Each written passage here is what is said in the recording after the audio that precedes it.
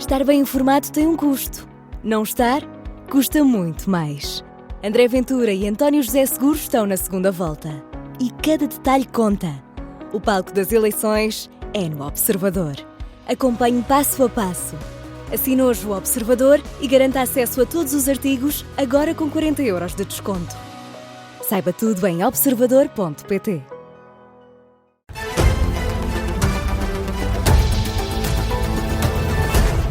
Jornal das 5, com a jornalista Vanessa Cruz, e começamos com os efeitos do mau tempo em Leiria, a região mais afetada pela passagem da tempestade. O hospital e os centros de saúde estão a funcionar com recurso a geradores e mais de 200 pessoas feridas já procuraram ajuda nas urgências. 232 em concreto, Ricardo, de acordo com o balanço feito na última hora à Rádio Observador pela diretora clínica da ULS da região de Leiria, Catarina Faria, garante que não há risco de o hospital ficar sem energia e sem água, até porque a Proteção Civil também está a ajudar. Temos geradores a funcionar a combustível. Neste momento temos combustível para 2 dias, mas já estamos a ter fornecimento através da Proteção Civil de combustível diariamente. Em relação à água, estamos a ter o fornecimento através da rede, mas em caso de falha da rede, também a Proteção Civil já nos garantiu. Falta-nos neste momento as comunicações, estamos apenas com comunicações internas. Não há risco de poderem ficar sem eletricidade nem água nos próximos dias? Não existe risco. A presidente da ULS da região de Leiria, entrevistada pelo jornalista do Observador Tiago Caeiro, Catarina Faria, explica que já houve alguns doentes transferidos para outros hospitais e deixa conselhos a doentes que têm determinadas patologias. Os doentes que têm cuidados respiratórios no domicílio devem tentar entrar em contacto com a empresa que os fornece. Se não conseguirem este contacto, por razões de comunicação, como nós estamos com estes constrangimentos, devem dirigir-se ao centro de saúde mais próximo para conseguirem carregar os seus aparelhos ou obterem ajuda para contactar os fornecedores através da Proteção Civil e dos bombeiros. Os doentes que estão em programa de hemodiálise devem se dirigir às suas clínicas de hemodiálise, que as clínicas de hemodiálise estão abertas 24 horas. Recomendações da diretora clínica da ULS de Leiria para quem faz hemodiálise e tem aparelhos respiratórios em casa. E a E-Redes aponta para breve o regresso da energia às regiões afetadas pelo mau tempo. Quantas pessoas ainda estão, nesta altura, sem luz, Vanessa Cruz? Ainda há 408 mil pontos de entrega sem eletricidade, portanto, mais pessoas do que isso. Mas o presidente da E-Redes, José Ferrari Careto, antecipa que o cenário mude nas próximas horas. O início da energização deverá estar para breve. Nós temos uma central móvel a caminho de Leiria para começarmos já com alguma energização em locais ainda muito circunscritos. Estamos a tentar resolver a energização de 6 subestações nas imediações dentro do distrito de Leiria. Assim que tenhamos essas subestações resolvidas, a alta tensão no distrito de Leiria ficará disponível e acredito que comecemos a ter energia muito em breve. Ainda assim, pode não ficar logo tudo resolvido. Sendo completamente transparente, a preocupação que vai haver depois é aquilo que normalmente nestas situações se designa pela cauda longa, ou long tail, que é ter 100% da energia reposta pode demorar mais tempo. Agora, ter uma quantidade significativa de pontos de entrega energizados, eu conto que isso aconteça rapidamente. O presidente da E-Redes, José Ferrari Careto, em entrevista à RTP, só no distrito de Leiria há mais de 300 mil locais sem eletricidade. E o primeiro-ministro esteve em Leiria ao início da tarde, depois do governo ter decretado a situação de calamidade. E agora está em Coimbra. Vamos até lá em direto ao encontro do Luís Soares, ouvir essas declarações de Luís Montenegro. Tudo aquilo que é antecipável, tudo aquilo que é mobilização do nosso sistema de proteção civil para as dificuldades que ainda teremos nos próximos dias, porque mesmo sem a depressão Christine, nós vamos continuar a ter chuva, vamos continuar a ter vento e vamos continuar a ter efeitos que se vão fazer sentir. Exemplo disso foi aquilo que acabámos agora mesmo de ver no Rio Mondego, com a gestão programada que queremos fazer nos próximos dias para que a pluviosidade da próxima semana não seja de molde a criar situações de inundação e de cheia que sejam incontroláveis. Portanto, tudo aquilo que podemos fazer com controle... Tinha antecipado cheias e não... Fui eu que antecipei. Ficou a perceber melhor. Disse que o risco ainda não tinha passado, queria só perceber. Referia-se a conselhos. Eu referia-me a todos aqueles que tradicionalmente têm uma exposição maior a esse fenómeno. Estamos, por exemplo, num desses casos, que aqui em Coimbra, mas há outros.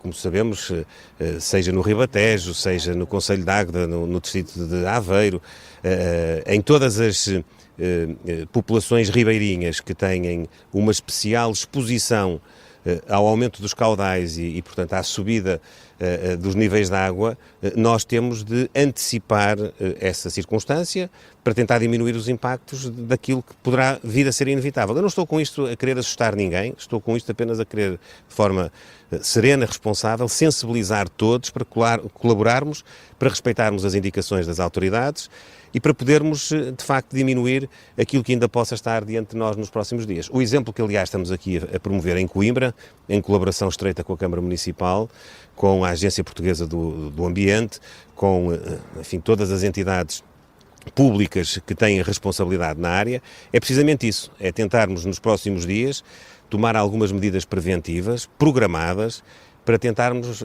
estar mais capacitados na próxima semana, porque é expectável que tenhamos um aumento ainda significativo dos níveis de chuva. Ficou a perceber melhor os apelos quase desesperados de alguns autarcas ontem e hoje que clamavam por uma ajuda urgente do Governo, que eventualmente pode não ter chegado nas primeiras horas? Eu devo dizer que a ajuda chegou desde a primeira hora, aliás, chegou antes da hora do evento. Nós tivemos ocasião de antecipar uma grande parte daquilo que podiam ser as consequências da passagem da depressão por Portugal, de ter elevado o nosso nível de prontidão, de ter deslocalizado meios de apoio para as zonas que estava previsto serem mais afetadas.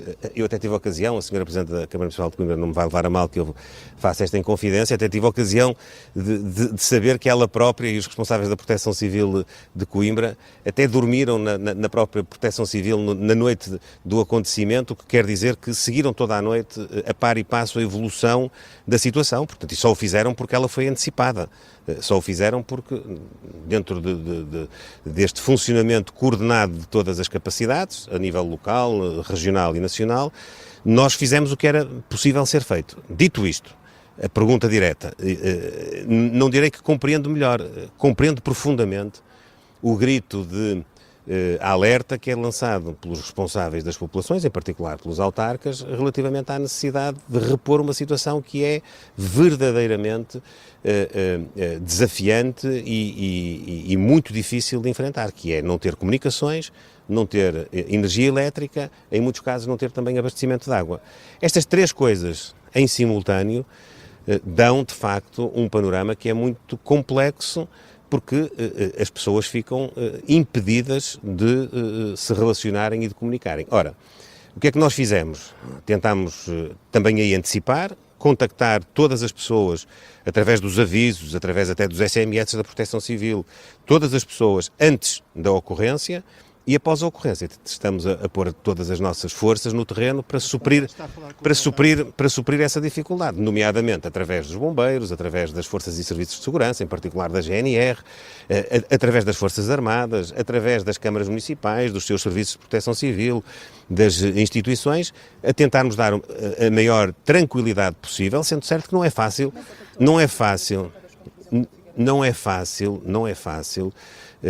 naturalmente, fazer este trabalho e este esforço, porque nós não conseguimos estar em simultâneo em todos os sítios, em todas as casas, com todas as pessoas. É um trabalho que está em curso. Luís Montenegro, em Coimbra, admite que os danos do mau tempo são mais do que era expectável.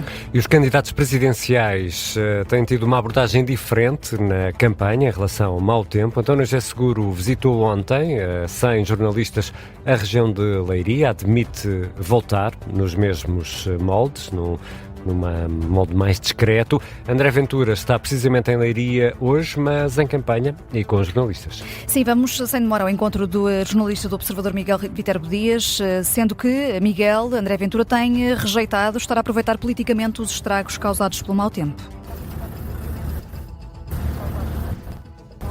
Ser um candidato presidencial de um líder que era no terreno, terminou agora mesmo esta visita aqui ao centro da cidade de Leiria, com reações mistas. De um lado foi recebido por um agricultor e por um empresário da agropecuária que se queixavam que a situação nas freguesias à volta do centro de Leiria é muito pior, que há dificuldades, por exemplo, para os animais vivos por dificuldades em chegar a essas explorações pecuárias, para levar alimentos, para levar água, mas ouviu também, por outro lado, algumas pessoas acusá-lo de aproveitamento, de querer aparecer, de não estar aqui propriamente para ajudar ou até de chegar tarde. Mas o que é certo é que André Ventura foi aqui percorrendo as ruas do centro, falou também com alguns comerciantes, algumas pessoas que iam abordando e aí com reações mais positivas a pedir-lhe rapidez, às vezes até em funções como a de líder da oposição, para que o Governo, o Parlamento coloquem no terreno de ajuda às pessoas e às empresas, um papel que não cabe tanto ao Presidente da República. Nas declarações no fim, que terminaram mesmo há pouco,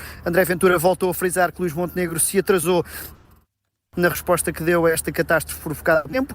Diz que o Primeiro-Ministro devia estar no terreno desde a primeira hora para mostrar essa coordenação e essa liderança política, e não foi bem perceptível se irá ainda visitar ou não de forma mais discreta outros locais. Para já, fê-lo aqui bem no centro da cidade de Leiria, e ouviu de muitos que aqui não é a situação pior, o pior está mesmo A reportagem do Miguel Viterbo Dias, aqui com algumas falhas técnicas, como é natural, tendo em conta os problemas nas comunicações em Leiria.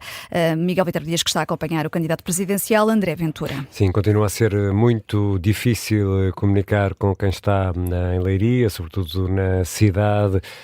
Disso mesmo foi fácil perceber agora com o Miguel Viterbo Dias. Entretanto, António José Seguro já não tem mais agenda para hoje, decidiu adiar o comício que estava marcado para esta noite em Almeirim. Por causa dos efeitos da passagem da depressão Christine, Santarém também é uma zona bastante afetada. Como dizíamos, Seguro já foi ontem a Leiria sozinho, assume fazer o mesmo noutras regiões afetadas ainda hoje.